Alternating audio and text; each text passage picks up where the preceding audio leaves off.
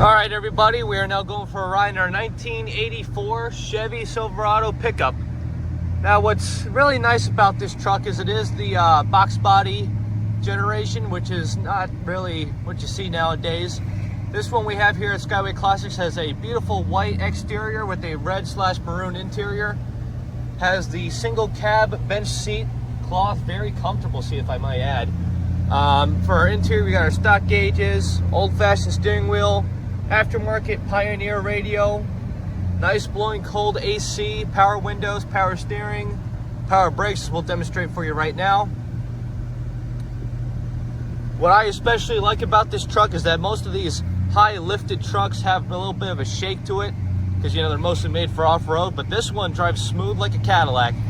8-foot bed, painted the exact same color as the truck.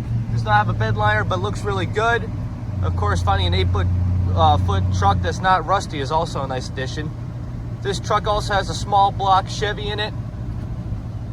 A little lifted style wheels, but yeah, it's a very nice truck here we have at Skyway Classics. Anyway, we're gonna get her turned around, put her on the lift. Stay tuned to see the underneath.